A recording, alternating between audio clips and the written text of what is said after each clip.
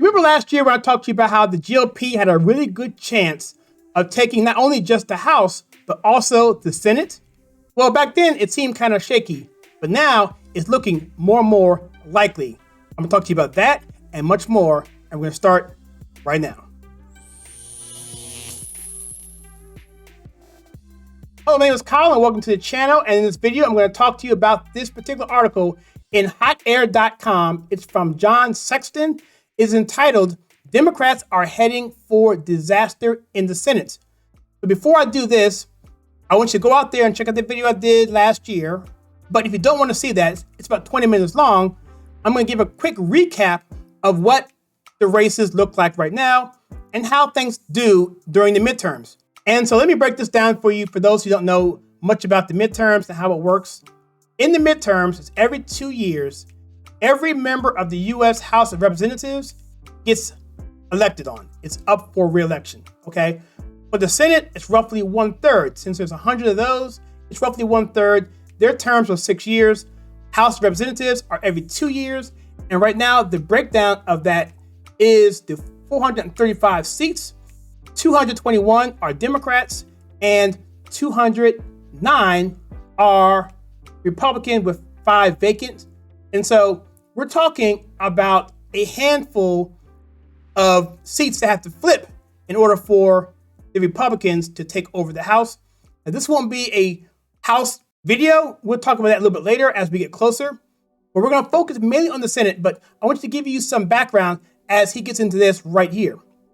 John Sexton says this. He says, as I pointed out last week, there are a range of estimates out there about how House Democrats will perform in the midterms. The House Democrats, we just talked about that right there. These guys right here. These guys in blue. Now, he says here that the low side expectation right now is that the Republican Party will pick up 15 seats. If the Republican Party were to pick up 15 seats, that would be 219 plus 10 would be 229 plus 5 would be 214. That would be your majority right there because that would go down 15. You see how that works? And so that's what they're predicting. But they're saying the high side estimate is over 40, which is what we kind of said last year as a possibility. All right. Now he goes into some numbers here. He goes into some stuff here about the generic ballot. And the generic ballot, all that is when you ask a person who's going to vote, who would you vote for regardless of the election, whether it be dog catcher or president, who would you vote for? And would it be a Democrat or would it be a Republican? And that generic ballot is what that means. So right now, 44.7% of people would rather vote for a Republican over a Democrat at 42.5%. It's a plus 2.2 margin there. And some think that's even higher because some of these polls are slanted for liberals. So that's very good. He goes into this as well, into other numbers, other polls, talks about other things too. I'm not going to get into all that because it's kind of wonky. The key thing to know is that if you come out here and look at the actual races that are coming, that are up for election, these are the states that are running a senator for election in 2022. If you see this column here in red, that means that it's the incumbent. And so to the left here, you see the propensity of that particular state going for either party. So right now you see Alabama, for example, is R plus 15, meaning that it's pretty much a solid Republican state. So whoever wins the primary there is going to win the election there. But the key thing to note is all the blue ones that are close. Look at Arizona here. Mark Kelly. Right now he's in a state that's R plus 3, which means that they're calling it a toss-up. But many are saying that this is going to flip. We have here in Georgia, Raphael Warnock, who is going up against Herschel Walker. Herschel Walker right now is actually leading that in many polls. And so that's a pickup there as well. And then we have down here, we have Nevada and New Hampshire. And both of those, right now they have as even in terms of they call it the PVI, which is it's an indicator that says it's a measurement of how strongly a United States congressional district or state leans toward Democrat or Republican Party. So anything in red is good. And anything which is even in blue is good because that means that could be easy pickup. So there you have 4 seats that are now held by Democrats that could flip and probably should flip for the Republican Party in 2022. And if you want to know what these blue ones are, The blue ones are Republicans who are rhinos. And unfortunately, these people here are probably going to be safe. Mike Lee, John Thune, James Lankford, those guys we mentioned before in the last video, hoping that maybe they could be kicked out. Probably not going to happen because there's no really strong candidates going against them in the primaries, but you never know. So Democrats are likely to lose 3 to 4 Senate seats this year, and that's just the start of their troubles. This guy here named Balazan goes on to point out that 2024 is looking even worse for Democrats. There are 6 Senate seats up for re-election in 2024 in states where Biden either lost the state or won narrowly. If Democrats perform close to their historical average in that election, they're going to have a good chance of losing those 6 plus another 2 more that would be on the bubble. And so what we're saying here essentially is that this could be a filibuster-proof Senate in 2024. And if we have a Republican at the top of the ticket who wins, then a lot of good can happen for this country, especially when it comes to judicial nominees, Supreme Court justices, and et cetera.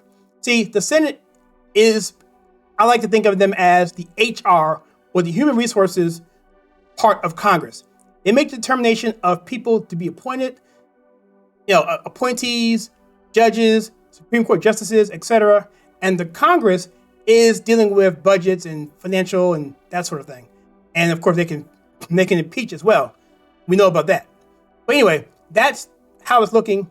It's here. Remember, we started by saying Democrats would probably wind up with only about 47% of the vote in the midterms. 47%. If you start with that in the left column, and he's referring to this chart right here, and move across, the best case scenario for Democrats is that they'll have rounding up to 41 senators after the 2024 election.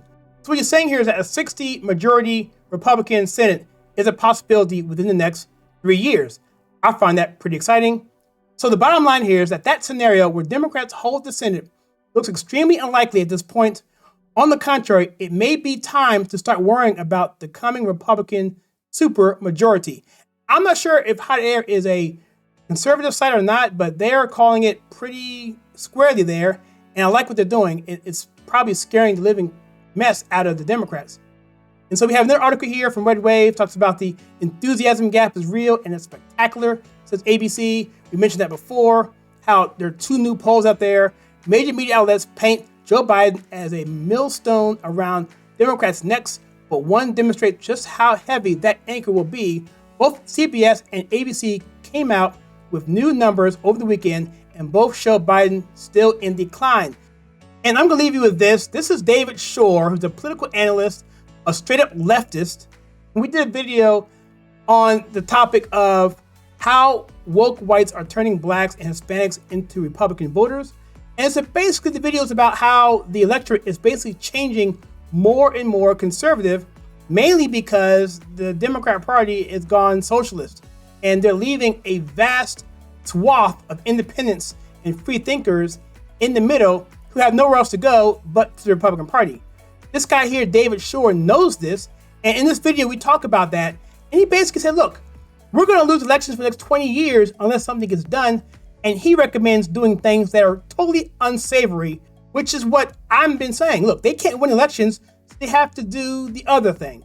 And I can't say here on YouTube because, well, you know. But if you go out on a link that I have here below, I have a caveat video about all of this because we're expecting fair elections. But, you know, that possibility of the opposite exists. So check that video out and I explain to you that's also a possibility. Everything being equal, this looks like a landslide of massive, epic proportions. And the Democrats are going to want to do anything they can to stay in power. And I'm just curious to see what they're going to do over the next coming days and months because they're losing Hispanic voters, they're losing black voters. It's just becoming a total nightmare. They're losing on every single wedge issue out there. The only thing they have are identity politics, and they're tired of all these auxiliary things that are going on that have nothing to do with daily lives of average Americans. So here's the important thing. What do you think? What do you think about these numbers? What do you think about the Republican Party possibly taking the House and the Senate in 2022 and possibly a supermajority in 2024, and dare I say, have a president in place that has an R by his name as well. Let me know in the comments below. I'd be curious to know what you think. And as always, if you like what we do in this channel, where we take pop culture and politics and filter to you right, then please check out some more videos that we have for you right